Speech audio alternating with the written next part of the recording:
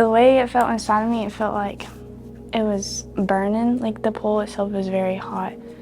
And I don't know if it was pole, I just felt like very tense right there, and it was very hot, and it was just like every time I looked down, it's like I had to look away really fast, but it was just like very unreal. I was definitely like, what's gonna be next? Because it felt like after they did one thing, it was something else they had to do, and then after they did that, it was something else they had to do. But I knew that eventually they would get to it, and they were just trying to make sure it was the best.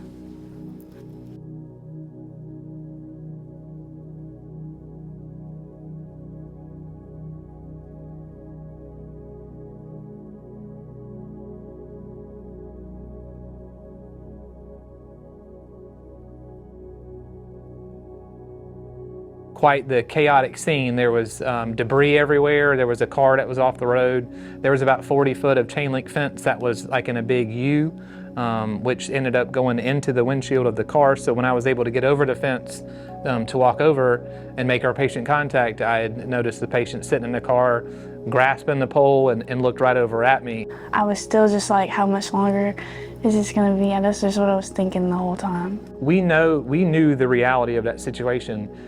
And we knew that even if we got her out, was something going to change in moving her from position A to position B on the scoop stretcher before we could move to the helicopter? And then would she survive the transport, the mile-long transport from the scene to the helipad? I felt like the pole kept going down and down and down and like deeper and deeper. It was just like 10 out of 10, don't recommend.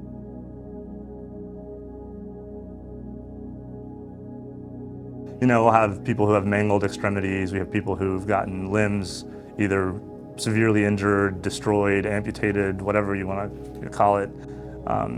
So we see a lot of stuff, and so I'm not really, usually you just start, going through your systems and getting stuff done. It's very systematic. It's organized chaos in the trauma bay.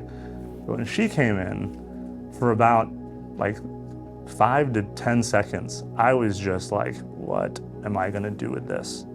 And then kind of I snapped back to my training and was just like, okay, I need to do this, I need to do this.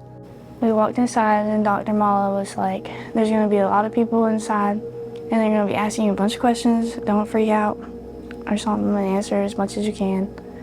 I was looking at this, at this woman, this 18-year-old woman who was talking to me, and what was going through my mind is, am I going to be the last person that she talks to? Am I going to be the last person that she says anything to? I think just honestly, I was thinking if they get this pull out of me, I would be so lucky to be alive.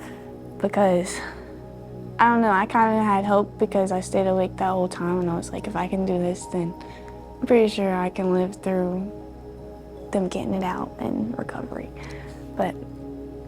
And so I was in my mind thinking I was going to basically take out part of her liver, her spleen, maybe her left kidney.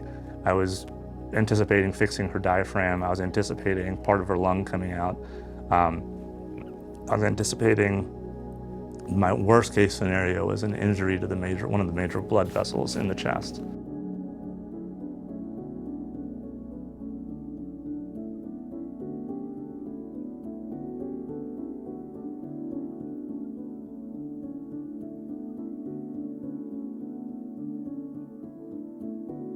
I feel like time is flying by, but I feel like my recovery was pretty good. It was really good, actually. I didn't need as much help as I thought I did.